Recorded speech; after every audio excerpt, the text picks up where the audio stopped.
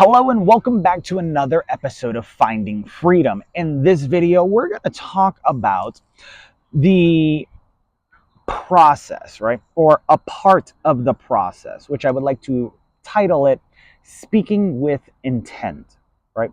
So the first thing you want to do when you're speaking with intent, when you're presenting to people is, well, you want to state your title or what it's going to be about to prime people like a prompt with ChatGPT, right? Or to put someone in state, which is taught by many different people. But you want to prompt the group as to what the discussion is about. This would be your introduction for you English majors out there, or those of you who have taken an English class and enjoy writing. Next, you want to begin with painting a description in the audience's mind with words they understand like a song does, right? So this would be the introduction to a body, right? Because when you listen to the song, I don't know, Shake Your Moneymaker or whatever the case may be, it puts an image in your head, right? Or if you hear Sweet Caroline, you think of baseball all of a sudden, right? And so when you're singing or you're hearing the song Sweet Caroline, you're not only getting the image of baseball because it's normally played around seventh inning stretch and everything else, but you get the idea, right? It gives you an emotion. It puts you into a state, right? And you can do the same thing with words as you're speaking to a group of people or an audience. After the picture is framed, begin your story like a comic book, right? So a comic book also incorporates pictures, short sentences, but you get the gist of it, right? So you don't want to make it too long, but you don't also want it to be too short either, because you have to develop the story in one's mind, right? Does that make sense? Moving forward, if if story introduces multiple people, right? And how do you get those people to remember all the people? Well, during your introduction, you can trigger people emotionally, because when an emotion gets triggered, it also triggers your long-term memory. This is why trauma lasts so long on the brain. You can ask a doctor about this. But you can use keywords or words in general that you know would get people's attention. I learned this from Tony Robbins. Freud used to use what's known as taboo language, so he used to curse. And be like, oh, you'll never fucking believe about this guy in the story, though, right? But because you heard the curse word, it got your attention in the brain if you're not used to hearing that. So it hacks through the system so that it can go ahead and reside within the long-term memory, right? So trigger an emotion so everyone is remembered, right? When beginning your body, the meat of everything, right? After the intro, decide how you want people to receive or hear the story, right? Do you want them, if you're writing a book, do you want them when they're reading to say it to themselves in their mind? Because let's face it, if you're reading silently, but you're reading and you're hearing something in your head, right? So if you were to say the word sunkiss in your head without anything, whose voice is that? Where'd that voice come from, right? Think about it. Or hear your voice or segmented characters, right? So I was listening to the book The Immortal Life of Nicholas Flamel by Michael Scott, and if you're a Harry Potter fan, you know Nicholas Flamel was in Harry Potter, but he was also a real person. So in there, the person that's reading the audiobook had to introduce, who was it? Nicholas, his wife Paranel, then you had Skatok, and then, of course, you had the other characters, John Dee, Machiavelli, so on and so forth, but they all had different voices, and they were introduced at different times. So you have to understand that if you're writing a book or whatever, do you want people to say it as though they're saying it to themselves as an affirmation, even if they're reading it in their mind, or to hear you, the writer, the speaker, whatever? Gets people to think differently. It tweaks the brain or tickles the brain in a different way or sense. Next point. During the body, give the audience something they can say to others that will link the story to a phrase, right? Magicians do this all the time. They'll do an effect, they'll have you sign something or create an attachment with something, breaking the kinesthetic barrier.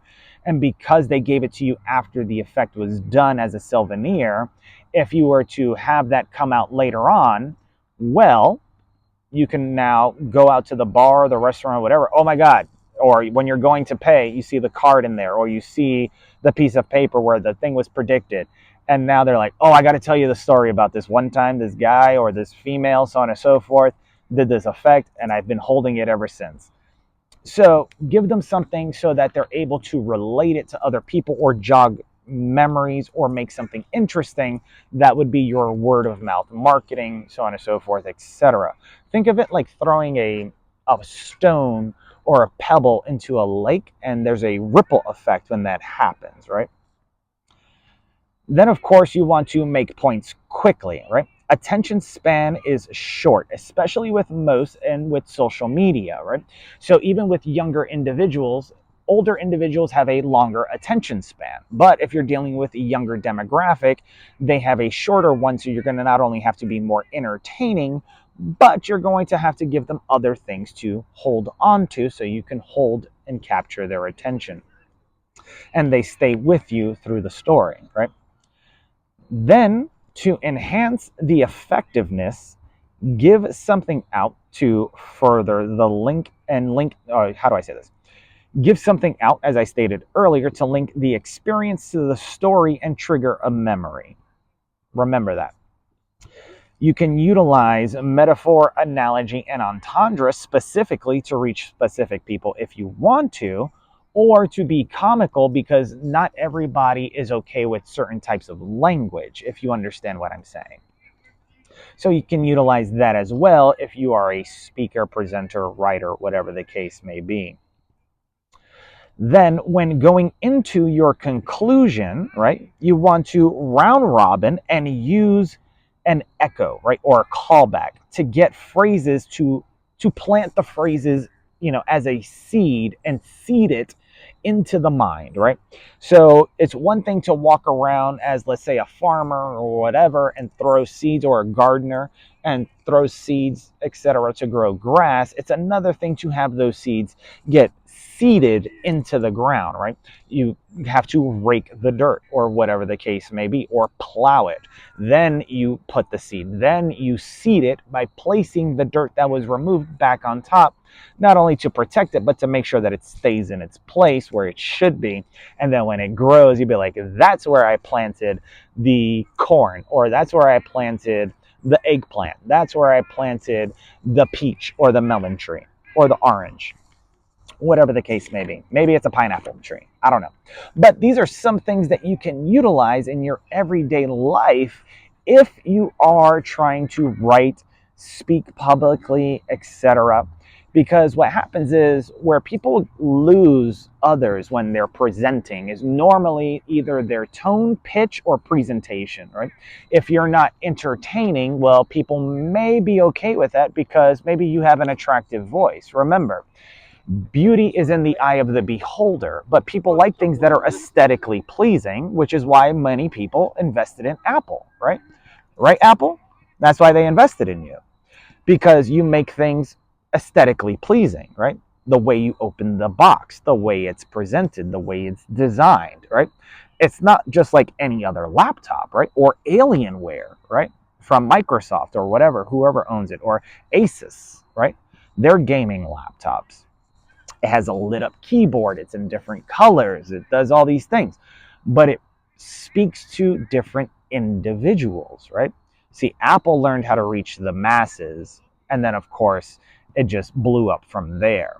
So when you're creating your story, your belief, whatever the case may be, try to write this process down. You can hit rewind or whatever, and then utilize it in your life and remix it a little bit, right? By attaching it to whatever it is either you're trying to teach. Maybe you're a teacher or a professor, or whatever the case may be. But if you're entertaining, you can use metaphor or analogy, right? Be like, instead of saying, I'll just be extremely extreme here. Oh, someone got lucky last night. Instead of saying that, right? Or saying, yo, mama likes the sauce, if you know what I'm saying, right? Which, what sauce? Most people don't understand what that pertains to. So, because of that, you can speak to your in crowd with that type of patter, with that type of wording, if that makes sense, right? So, just remember that, take that with you, and until next time, my friends, take care. Mwah. Peace.